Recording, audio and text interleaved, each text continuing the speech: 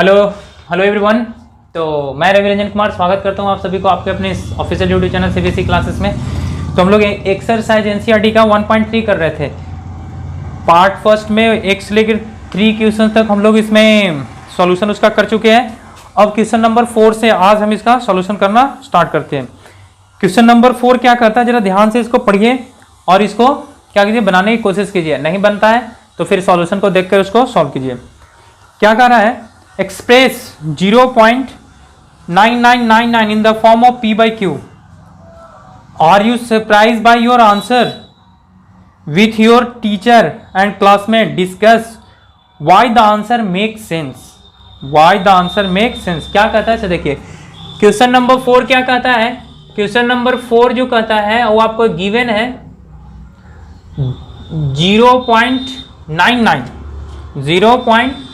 0.99 dot dot dot dot, ये given है आपका, गिवन है 0.99 डॉट डॉट, ये आपका गिवन है। अब इसको P बाई Q के फॉर्म में कन्वर्ट करना है। किसमें कन्वर्ट करना है? P बाई Q के फॉर्म में। कहने का मतलब ये 0.9 पे बार ये रिपीट कर रहा है बार बार, तो हम लेट करेंगे। लेट प्रोसीजर पता है ना इसको कन्वर्ट करने का, 0.9 बार इसको लेट करेंगे। x इज इक्वल टू क्या कर सकते हैं, 0.9999, ये वाला इक्वेशन आपका क्या हो जाएगा, फर्स्ट होगा, क्योंकि आफ्टर डेसिमल पॉइंट एक ही डिजिट रिपीट कर रहा है। अब क्या करते हैं, ऑन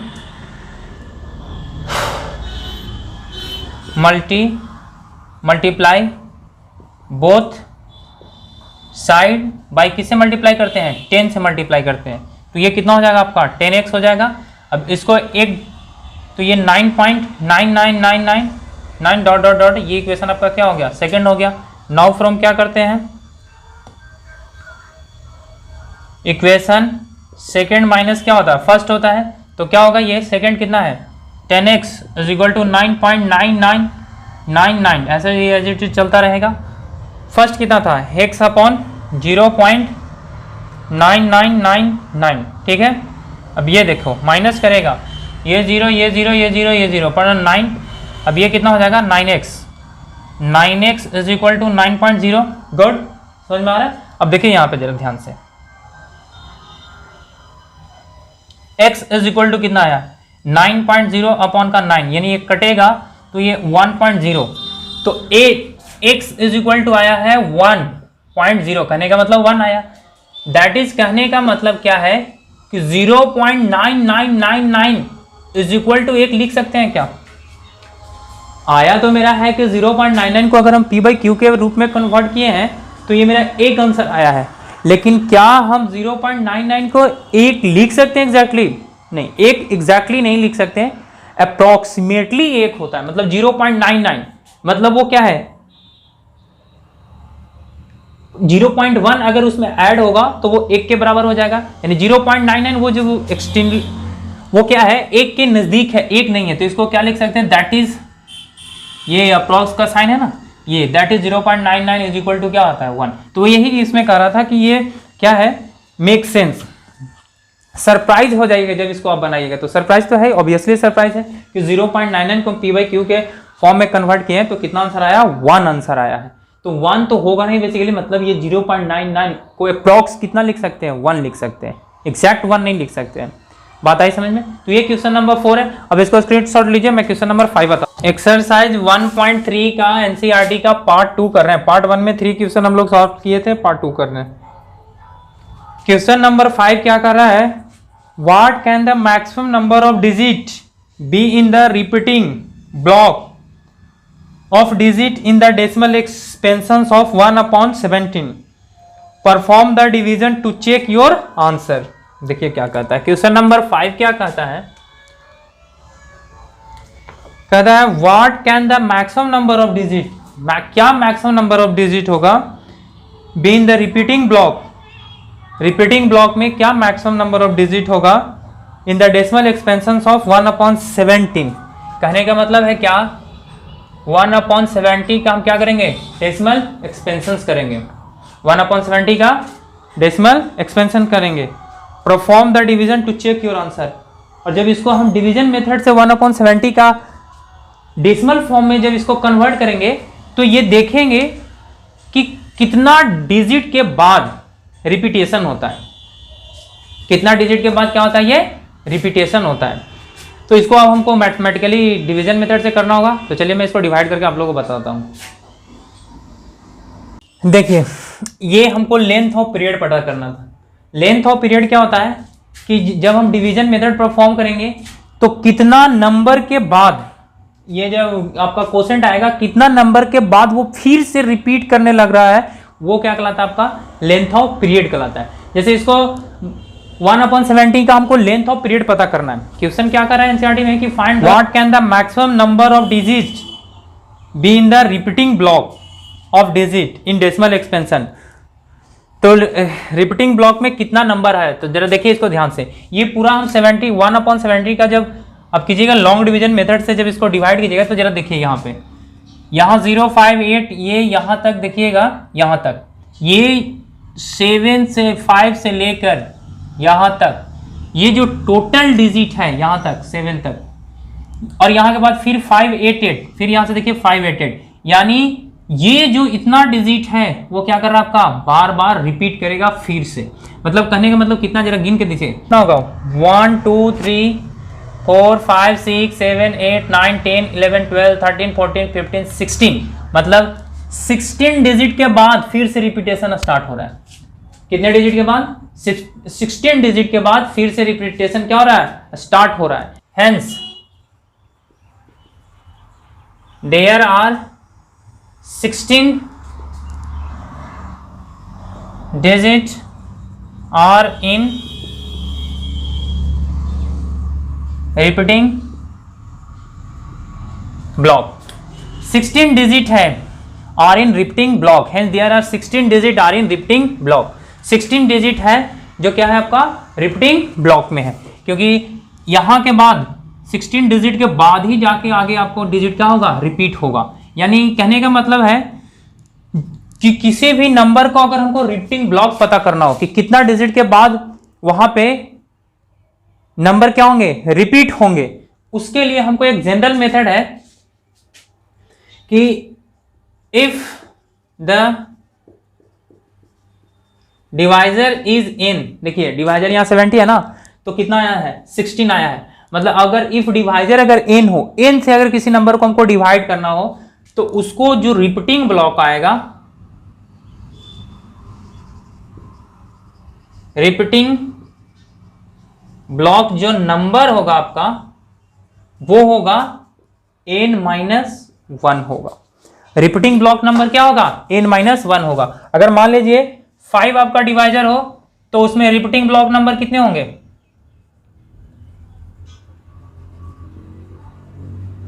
ब्लॉक जो नंबर होंगे वो आपका 4 होगा।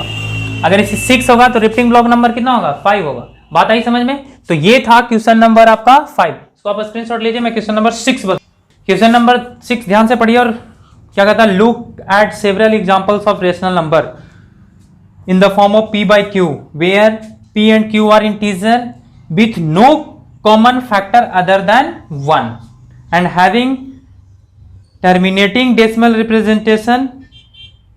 can you guess what property q must satisfy। देखिए क्या कहता है कि कुछ एग्जाम्पल लेना है, several example p by q के फॉर्म में लेना है, और जो q होना चाहिए वो 0 के बराबर नहीं होना चाहिए। एंड कह रहा है p एंड q का जो कॉमन फैक्टर होना चाहिए, कॉमन फैक्टर होना चाहिए वो ओनली 1 होना चाहिए। कॉमन फैक्टर जो होना चाहिए p एंड q का जो कॉमन फैक्टर होना चाहिए वो सिर्फ क्या होना चाहिए, 1 होना चाहिए। ये क्वेश्चन कर रहा है। कहने का मतलब ये दोनों कौन सा नंबर होंगे, प्राइम नंबर होंगे। कौन सा नंबर होंगे, प्राइम नंबर होंगे। तो जरा इसका कॉमन फैक्टर देखिए। तो पहला एग्जांपल ले रहे हैं 1/2, 3/2, 5/2, 7/5, 8 क्या ले सकते हैं, 5 ले सकते हैं ना। कॉमन फैक्टर तो नहीं, एक ही है।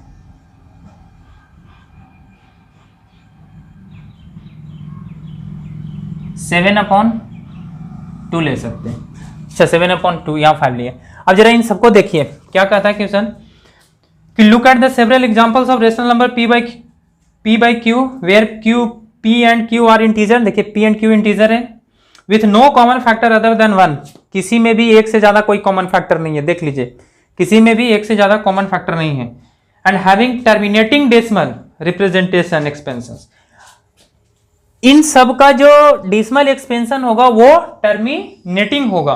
Can you guess what property Q must have, कहता Q का क्या प्रॉपर्टी होगा। तो मैं आपको टर्मिनेटिंग डेसिमल चेक करने के लिए बताया था, अगर आपको बाय लॉन्ग डिवीजन मेथड से नहीं करना हो टर्मिनेटिंग तो उसको आप इसको आसानी से कर सकते हैं। क्या करना है, ये P अपॉन Q है, तो अगर मेरा Q को अगर हम 2 के पावर n इंटू 5 के पावर m में अगर लिख सकते हैं, यानी Q का अगर हम प्राइम फैक्टराइजेशन करते हैं तो उसका प्राइम फैक्टराइजेशन इस फॉर्म में आ जाए, देन कहेंगे then the P by Q is a क्या होगा, टर्मिनेटिंग डेसिमल होगा। जिस रेशनल नंबर का P by Q rational number का अगर उसको आप लॉन्ग डिवीजन मेथड से नहीं चेक करना चाह सकते हैं कि वो टर्मिनेटिंग है या नॉन टर्मिनेटिंग है, तो उसको आप इसके फॉर्म में कन्वर्ट कर लीजिए। इसके फॉर्म में कन्वर्ट कर लीजिएगा तो जो P अपॉन Q जो आपका जो डेसिमल नंबर आएगा वो आपका क्या आएगा, टर्मिनेटिंग आएगा। तो यहां देखिए सारा टर्मिनेटिंग डेसिमल है। 1/2 को क्या लिख सकते हैं, 1/2 इंटू 5 के पावर 0 लिख सकते हैं ना, टर्मिनेटिंग डेसिमल है। 7/5 को क्या लिख सकते हैं, 7/5 इंटू 2 के पावर 0 लिख सकते हैं। यहाँ m और n ऐसा नहीं है कि कोई यहाँ जो m और n होना चाहिए वो होल नंबर होना चाहिए, 0 से लेकर कुछ भी होना चाहिए। लेकिन ये आपको वेयर, यहाँ मैं लिख देता हूँ वेयर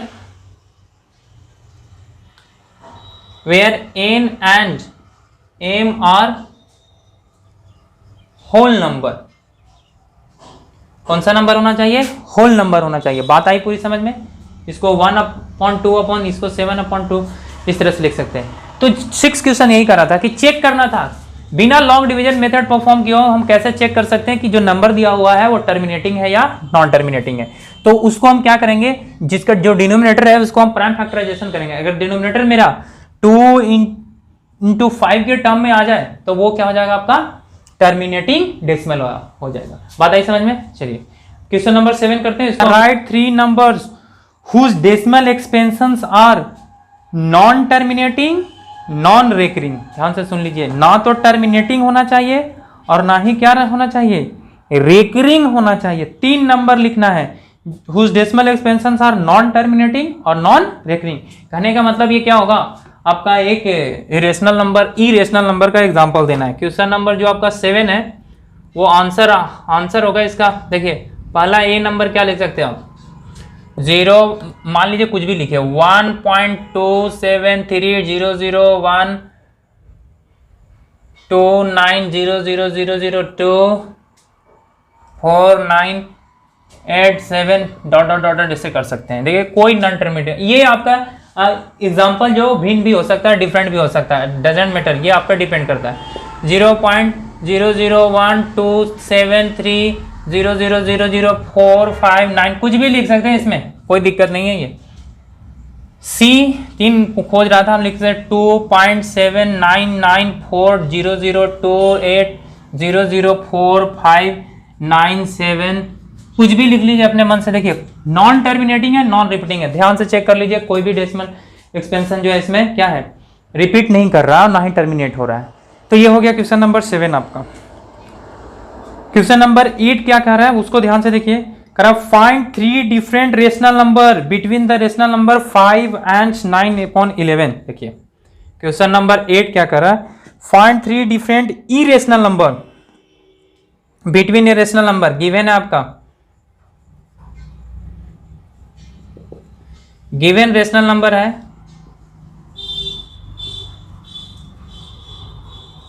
गिवन रेशनल नंबर है आपका a is equal to 5/7 and b is equal to 9/11। ये दो आपका गिवन रेशनल नंबर है। अब कह रहा है कि इन रेशनल नंबर के बीच में हमको कितना इरेशनल नंबर निकालिए, फाइंड 3 डिफरेंट इरेशनल नंबर, 3 हमको डिफरेंट इरेशनल नंबर निकालना है। तो देखिए क्या करेंगे, पहले हमको इन दोनों को और इन दोनों को पहले हम क्या करेंगे, इसको डेसिमल फॉर्म में कन्वर्ट कर लेंगे। तो डेसिमल फॉर्म में कन्वर्ट करने के लिए हमको लॉन्ग डिवीजन मेथड करना पड़ेगा। तो मैं इसको करके मैं आपको बता देता हूँ। डिफरेंट ए बराबर का 5/7, इसका डेसिमल एक्सपेंशन कितना होगा। देखिए ये गिवन रेशनल नंबर है, अब इसके बीच में हमको क्या इरेशनल नंबर लिखना है। इसको हम p/q के फॉर्म में कन्वर्ट किए हैं, सॉरी ये जो गिवन नंबर दिया हुआ है 5/7, इसको डेसिमल में कन्वर्ट किए डिवीजन मेथड से, तो इतना आया है, यानी 7142857, ये इतना बार बार फिर रिपीट करेगा। b को कन्वर्ट किए तो 0.81 रिपीट कर रहा। जो नेक्स्ट जो मेरा इरेशनल नंबर कर रहा है कि क्वेश्चन नंबर 8 में, कि जो मेरा इरेशनल नंबर फाइंड करना है वो a और b के बीच में होगा। तो मान लिए a और b के बीच में होगा, यानी a से तो ये बड़ा होगा 0.714285 बार से तो बड़ा होगा, लेकिन इससे क्या होना चाहिए, छोटा होना चाहिए। तो पहला जो रेशनल नंबर होगा वो देखिए 0.71 है ना, तो यहाँ हम 2 लिख सकते हैं, 2004200320000 कुछ भी लिख सकते हैं ऐसे डॉट डॉट। पहला रेशनल नंबर हो गया। दूसरा को क्या लिख सकते हैं, अब इससे ये बड़ा होगा तो यहाँ हम 0.72 यहाँ हम क्या कर देते हैं 1 कर देते हैं, बड़ा है ना, इससे 0.721 बड़ा है। अब हम लगाते हैं 00037900028740000 डॉट डॉट डॉट, ये आगे तक ऐसे एक्सटेंड होते जाएगा।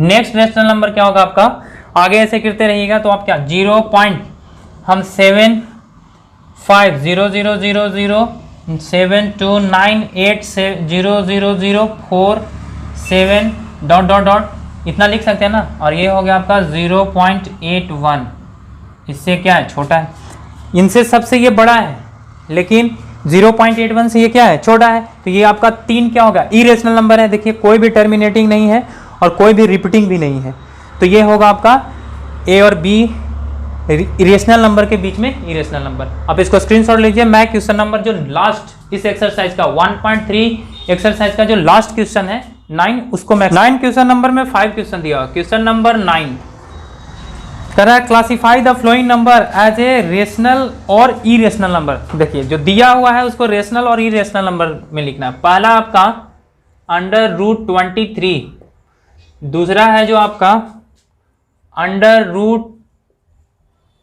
√205, तीसरा जो है आपका वो है आपका 0.3796, चौथा जो है आपका वो है आपका 7.478478 डॉट डॉट डॉट, और पांचवा जो है आपका वो है 1.1010001000001 डॉट डॉट डॉट, इस तरह से। तो देखिए जरा ध्यान से इसको, आपको क्या बताए थे, जिसका परफेक्ट स्क्वायर रूट नहीं निकले वो क्या होता है आपका इरेशनल नंबर। तो 1 आपका इरेशनल नंबर है, 5 आपका इरेशनल नंबर है, क्योंकि देखिए ये क्या है, नॉन टर्मिनेटिंग नॉन रिपीटिंग है, और 47878 डॉट डॉट डॉट, यानी 47, देखिए ये रिपीट कर रहा है, 478 बार बार रिपीट कर रहा है। तो आपका जो 1 हो गया, ये 1 हो गया 225, 15 का स्क्वायर रूट होता है ये, 15 का स्क्वायर कीजिएगा तो 225 होएगा। तो ये तो क्या हो गया, परफेक्ट स्क्वायर निकल गया, यानी 15 होता है, तो ये तो आपका रेशनल नंबर हो गया। 1, 5, 1 एंड 5 क्या है, सिर्फ आपके इरेशनल नंबर है, इरेशनल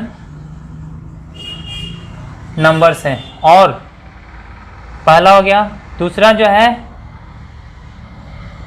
2, 3 एंड 4 जो है वो क्या आपके